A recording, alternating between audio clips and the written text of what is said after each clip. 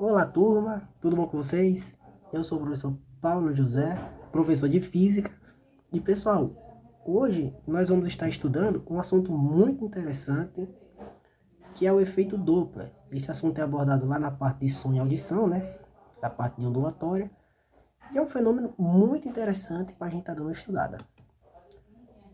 Com certeza, quando você viajou alguma vez na sua vida, você deve ter percebido que quando a ambulância vem com a sirene ligada pedindo passagem, você começa a ouvir um som, digamos que você escuta um som de um jeito, e quando ela passa por você, você começa a ouvir o som de uma outra maneira. O que está acontecendo ali? O que acontece? É o efeito Doppler. O que está acontecendo é uma mudança dos comprimentos ou da frequência dessa onda percebida por você. Mas antes da gente falar do efeito Doppler, eu gostaria de fazer uma revisãozinha rápida sobre o que é uma onda. Uma onda são perturbações que se propagam no espaço e ela pode precisar ou não de um meio.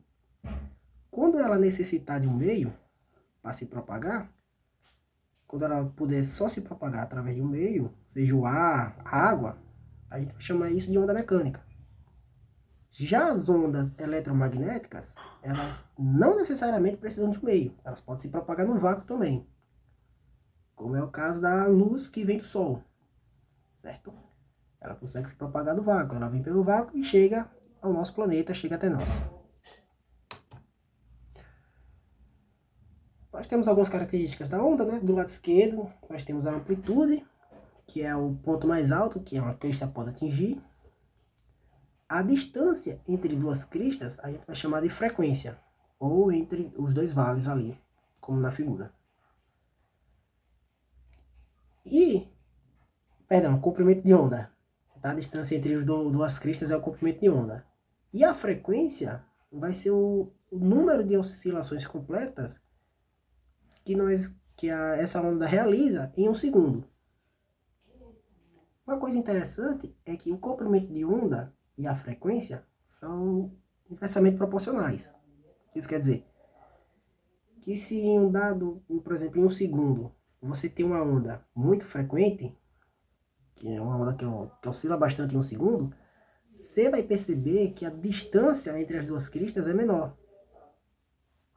Diferentemente de uma onda com uma frequência menor, uma onda que demora mais para realizar uma oscilação completa, ela tem uma distância maior entre as cristas, ou seja, um comprimento de onda maior.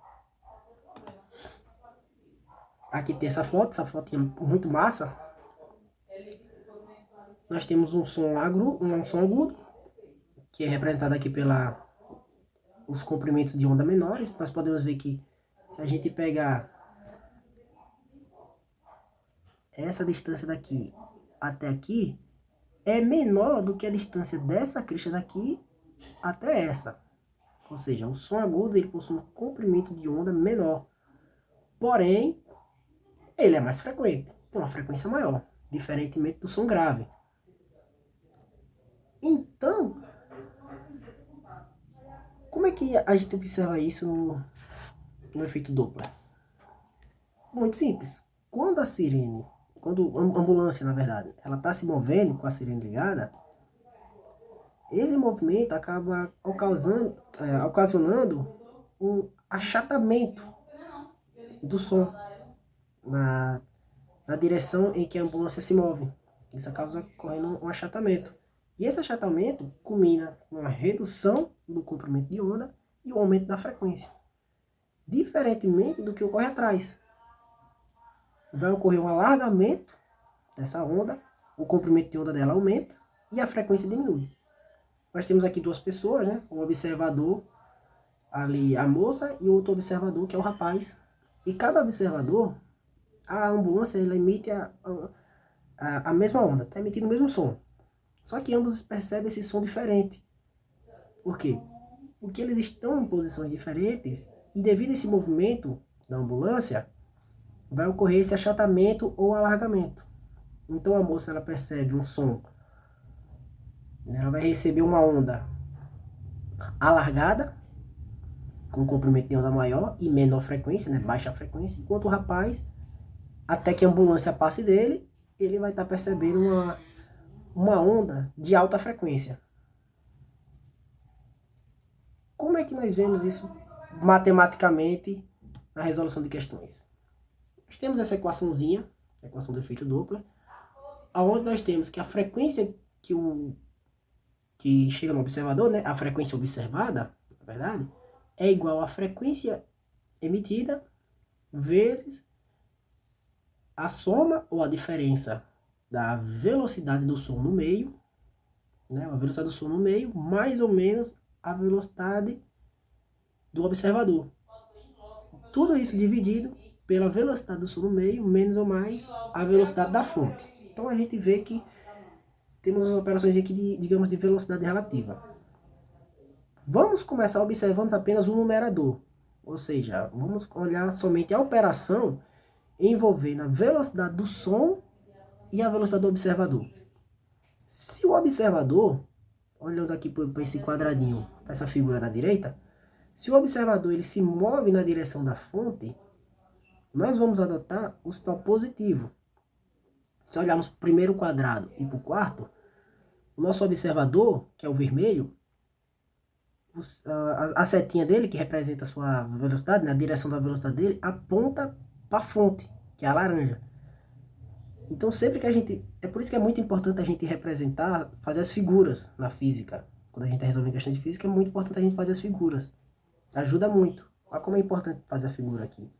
Então se a gente representar o nosso observador com ele caminhando, correndo, ou andando de carro na direção da fonte, a gente vai utilizar o sinal positivo no numerador. Aqui. A gente anota o sinal positivo aqui.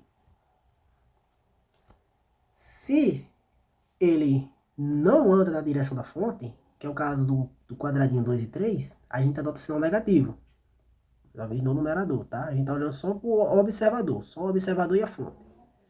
Então, se ele vai na direção da fonte, a gente adota sinal positivo. Se ele não for em direção à fonte, vamos adotar o sinal negativo.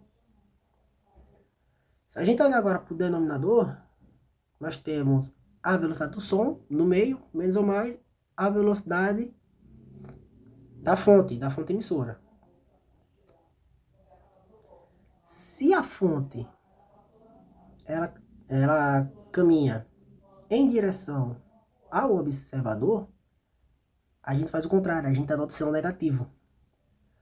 Porém, se a fonte ela não vai em direção ao observador, a gente olhar ali os quadradinhos 2 e 4, a gente adota o sinal positivo. É como se fosse o inverso, né? Enquanto o observador caminha em direção à fonte, sinal positivo para a velocidade do observador. Se a fonte caminha em direção ao observador, sinal negativo. Tudo bem? E se vier um caso onde o observador, a fonte, onde o observador e a fonte estão parados? Fica bem simples, né?